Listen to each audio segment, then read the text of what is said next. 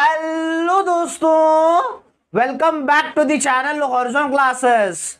दोस्तों, आज की इस वीडियो में हम financial statement of sole proprietor chapter का पार्ट 4 देखेंगे दोस्तों। और आज की इस वीडियो में हम पूरा फुल फॉर्मेट देखेंगे financial statement of non manufacturing companies का। नॉन मैन्युफैक्चरिंग कंपनीज में दोस्तों 3 अकाउंट्स बनते हैं। फर्स्ट होता है ट्रेडिंग अकाउंट, सेकंड होता है profit and loss account, third होता है balance sheet. Trading and profit and loss account के फॉर्मेट हमने पिछले 2 वीडियोस में बना दिए थे। आज की इस वीडियो में सिर्फ हमें बैलेंस शीट का फॉर्मेट देखना है, लेकिन फिर भी trading and profit and loss account का आपको फॉर्मेट देके ही बैलेंस शीट पूरा एक्सप्लेन करूंगा दोस्तों। चलिए दोस्तों, हमारी वीडियो की हम शुरुआत करते हैं। दोस्तों, हम पहले ये हमारा आज का वीडियो स्टार्ट करने से पहले मैं आपको कॉन्सेप्ट समझा देता हूं कि इस चैप्टर में हमें क्या करना है। मैंने जैसे चैप्टर स्टार्ट करने से पहले इंट्रोडक्शन पार्ट में समझा दिया था दोस्तों, हमें इस चैप्टर में 2 फाइनेंशियल स्टेटमेंट बनानी है। पहला फाइनेंशियल स्टेटमेंट बनाना है नॉन मैन्युफैक्चरिंग कंपनीज का, एंड दूसरा फाइनेंशियल स्टेटमेंट बनाना है मैन्युफैक्चरिंग कंपनीज का। मैन्युफैक्चरिंग कंपनीज का हम बाद में करेंगे, लेकिन आज की इस वीडियो में नॉन मैन्युफैक्चरिंग कंपनीज का हम पूरा फॉर्मेट देखने वाले हैं। अब ये नॉन मैन्युफैक्चरिंग कंपनीज क्या होता है? नॉन मैन्युफैक्चरिंग कंपनीज ने ऐसे कंपनी जो अपनी कंपनी में प्रोडक्शन प्रोसेस नहीं करते, मैन्युफैक्चरिंग नहीं करते। इनका मेन काम क्या होता है? सप्लायर के पास से स्टॉक लाना, गुड्स लाना और प्रॉफिट के मोटिव से कस्टमर को वो गुड्स बेचना। इनका मेन काम यही होता है दोस्तों। नॉन मैन्युफैक्चरिंग कंपनीज दोस्तों 3 अकाउंट्स मेंटेन करती है। पहला होता है ट्रेडिंग अकाउंट, सेकंड होता है profit and loss account, third होता है balance sheet. Trading account and profit and loss account का कॉन्सेप्ट हमने फॉर्मेट के साथ, प्रॉब्लम के साथ पिछले 2 वीडियोस में कर दिया था दोस्तों। बैलेंस शीट का आपको सेपरेट प्रॉब्लम नहीं पूछेगा 5 मार्क्स में या तो फिर 6 मार्क्स में, आपको सिर्फ इसमें मैं फॉर्मेट समझा दे रहा हूं। और कल की वीडियो से हम बड़े प्रॉब्लम्स करना स्टार्ट कर देंगे दोस्तों। जैसे मैंने कहा दोस्तों, आज की इस वीडियो में पूरा कॉन्सेप्ट मैं समझा रहा हूं, पूरा फॉर्मेट समझाने वाला हूं। Trading account and profit and loss account का भी सिंपल फॉर्मेट के साथ मैं आपको वीडियो बताऊंगा। अगर आपको डिटेल चाहिए तो आप लिंक डिस्क्रिप्शन बॉक्स में वीडियोस में जाकर देख सकते हैं दोस्तों। चलिए पहले ट्रेडिंग अकाउंट के बारे में बात करते हैं। ट्रेडिंग अकाउंट कंपनी वाले बनाते हैं ये पता लगाने के लिए कि कंपनी का total cost of goods sold कितना है, ये जानने के लिए कंपनी वाले ट्रेडिंग अकाउंट बनाए जाते हैं दोस्तों। अब ट्रेडिंग अकाउंट में मेन क्या आता है सर? आपके स्क्रीन के ऊपर फॉर्मेट भी दिख रहा होगा दोस्तों।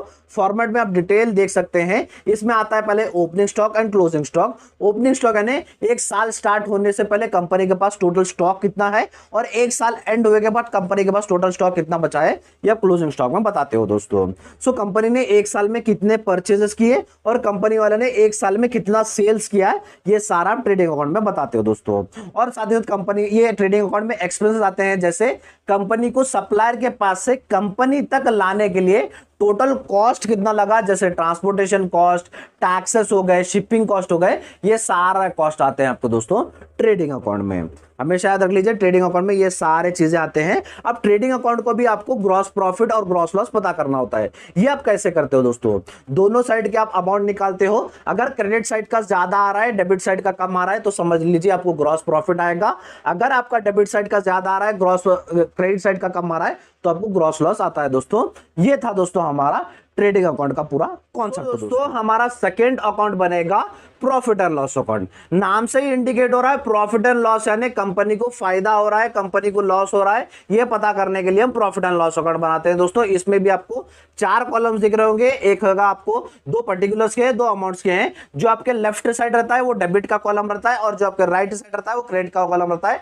डेबिट साइड में हमेशा एक्सपेंस आते हैं और क्रेडिट साइड में हमेशा इनकम्स आते हैं दोस्तों। एक बात गौर कर लीजिए, जो ट्रेडिंग अकाउंट में हमने ग्रॉस प्रॉफिट या तो फिर ग्रॉस लॉस फाइंड आउट किया था, वो अमाउंट आपके यहां पर ट्रांसफर होता है। अगर ट्रेडिंग अकाउंट में ग्रॉस प्रॉफिट आया था तो वो क्रेडिट साइड डायरेक्ट जाएगा ग्रॉस प्रॉफिट। अगर वहां पर ग्रॉस लॉस आया था तो ग्रॉस लॉस अमाउंट डायरेक्ट यहां पर डेबिट साइड में चला जाएगा दोस्तों। ये हो गया हमारा ग्रॉस प्रॉफिट और ग्रॉस लॉस का कॉन्सेप्ट। अब यहां पर देख लीजिए दोस्तों, सारे आपके डेबिट साइड सारे एक्सपेंस आते हैं। एक्सपेंसेस कौन से आते हैं? मतलब कंपनी में जो ऑफिस ऑपरेट करने के लिए एडमिनिस्ट्रेशन एक्सपेंसेस, और साथ ही साथ प्रोडक्ट सेल करने में, प्रोडक्ट की मार्केटिंग करने में जितने भी एक्सपेंस आते हैं वो सारे आपके डेबिट साइड एक्सपेंसेस में आएंगे दोस्तों। और कंपनी को जो भी इनकम्स होते हैं, कंपनी कहां पे भी इन्वेस्टमेंट करी, वो पैसा आ रहा है, जो कुछ भी इनकम्स हो रहा है, वो सारे इनकम्स दोस्तों आपके क्रेडिट साइड आते हैं दोस्तों। ये हो गया दोस्तों हमारा concept profit and loss account का। लेकिन आपको ये जानना है कि कंपनी को प्रॉफिट आ रहा है, कंपनी को लॉस आ रहा है, ये जानना होता है main profit and loss account में।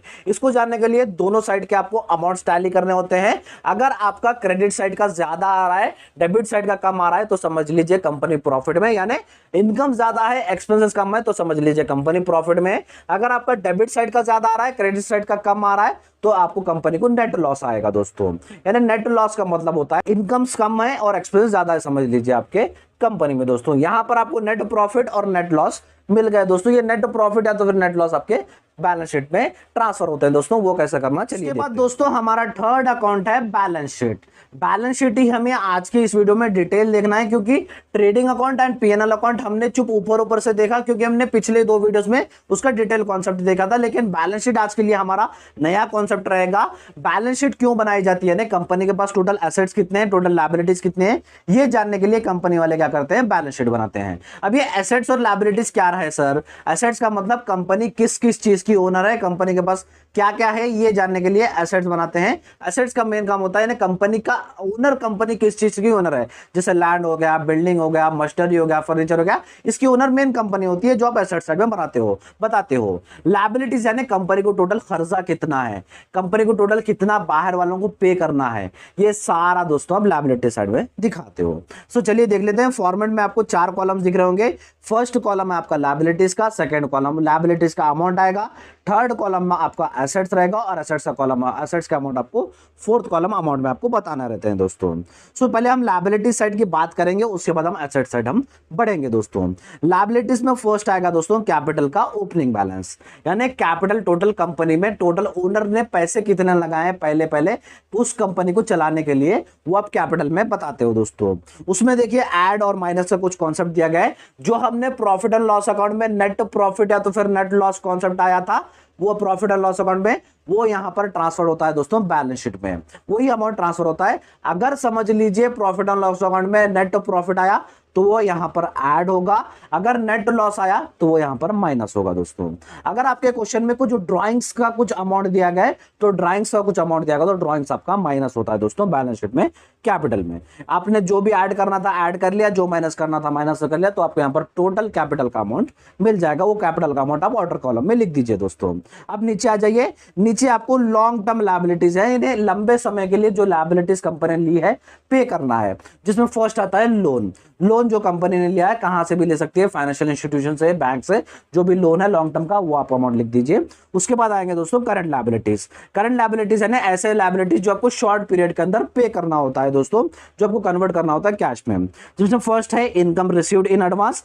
इनकम रिसीव्ड इन एडवांस भी हमारे लिए लायबिलिटीज होता है दोस्तों, यानी एडवांस में ही इनकम मिल गया, जो इनकम अगले साल या तो फिर नेक्स्ट पीरियड में मिलना होता है, वो अभी पीरियड में मिल गया, तो वो आपकी लायबिलिटी होगा, वो यहां पर आप लिख दीजिए अमाउंट। उसके बाद है सन्ड्री क्रेडिटर्स। सन्ड्री क्रेडिटर्स यानी जो आपके सप्लायर के पास से आपने स्टॉक उधारी पे लिया है, उसको पे करना होता है, उसे हम कहते हैं सन्ड्री क्रेडिटर्स दोस्तों। उसके बाद आउटस्टैंडिंग एक्सपेंसेस है, जो एक्सपेंसेस आपको पे करना होता है लेकिन अभी तक आपने पे नहीं किया, तो कंपनी के लिए आउटस्टैंडिंग होता है। सो सारे जो भी आउटस्टैंडिंग एक्सपेंसेस है वो सारे यहां पर आएंगे दोस्तों। उसके बाद बिल्स पेएबल।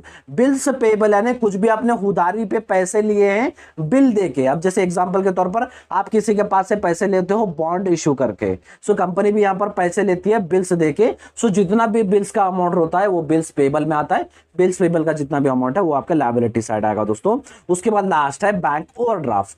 बैंक ओवरड्राफ्ट में दोस्तों जो भी आपने बैंक से लोन लिया है, वो सारा बैंक ओवरड्राफ्ट का जो भी अमाउंट है वो आप यहाँ पर लायबिलिटी साइड लिख दीजिए दोस्तों। यहां पर हमने क्या देखा, पूरा हमने लायबिलिटीज में क्या क्या था, फर्स्ट आता है कैपिटल, उसके बाद सारे आते हैं आपके लायबिलिटीज, अभी तक हमने देखा दोस्तों। अब आ जाइए हमारे एसेट साइड। एसेट साइड में क्या क्या आता है पहले देखते हैं, जिसमें फर्स्ट है दोस्तों फिक्स्ड एसेट्स। फिक्स्ड एसेट में क्या क्या आता है देखते हैं।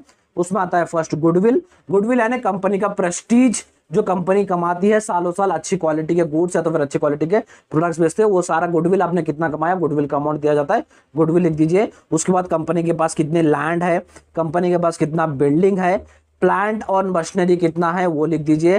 फर्नीचर कंपनी के नाम पे कितना है, फिक्सचर कंपनी के नाम पे कितना है, ये सारे एसेट्स के नाम पे आते हैं, वो एसेट्स आप लिख दीजिए दोस्तों।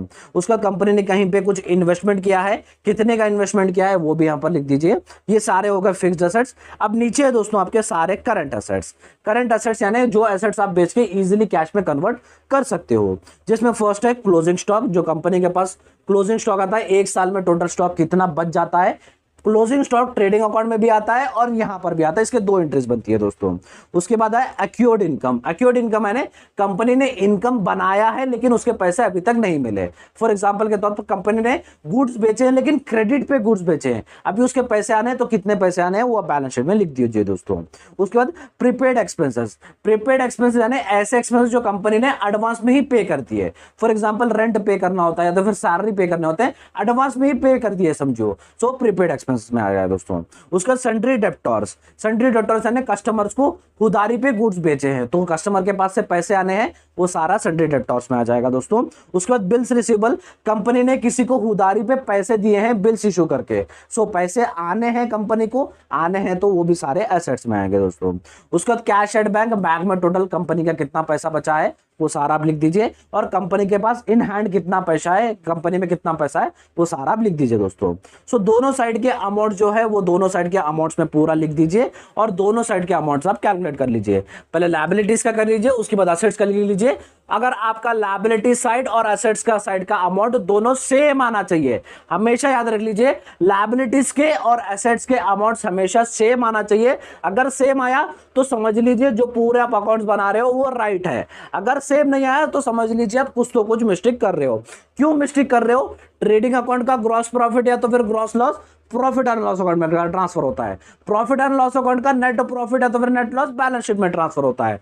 तो अगर आपका लायबिलिटीज और एसेट्स अगर टैली हो रहे हैं तो समझ लीजिए आपका ट्रेडिंग एंड पीएनएल एंड आपका बैलेंस शीट सही है, अगर टैली नहीं हो रहे तो समझ लीजिए आप कहां तो कहां आपने गड़बड़ किया है। सो दोस्तों ये था आज का हमारा वीडियो। आज की इस वीडियो में हमने डिटेल पूरा फॉर्मेट देख लिया दोस्तों नॉन मैन्युफैक्चरिंग कंपनीज का। कल की वीडियो से हम हमारे बड़े प्रॉब्लम स्टार्ट कर देंगे दोस्तों। सो हमारे चैनल के साथ जुड़े रहिए, चैनल को सब्सक्राइब कर लीजिएगा दोस्तों, आगे हमको ऐसे ही आपके वीडियोस देखने को मिलेंगे। और एक बात, मैं फाइनेंशियल अकाउंटिंग के क्लासेस स्टार्ट कर दिया था जिसके प्लेलिस्ट का लिंक मैं आपको डिस्क्रिप्शन बॉक्स में दे दूंगा, जहां पर आपको एक ही जगह पर सारी क्लासेस आपको फाइनेंशियल अकाउंट की मिल जाएंगी दोस्तों। और trading account and profit and loss account के जो भी फॉर्मेट मैंने डिटेल में पढ़ाए हैं उसके भी लिंक्स मैं आपको डिस्क्रिप्शन बॉक्स में दूंगा, एक बार डिस्क्रिप्शन बॉक्स चेक कर लीजिएगा। अगर हमारा आज का वीडियो अच्छा लगा तो वीडियो को लाइक कर दीजिए, चैनल को सब्सक्राइब कर लीजिएगा और अपने सारे फ्रेंड्स के साथ इस वीडियो को शेयर कर दीजिएगा दोस्तों। Thank you so much.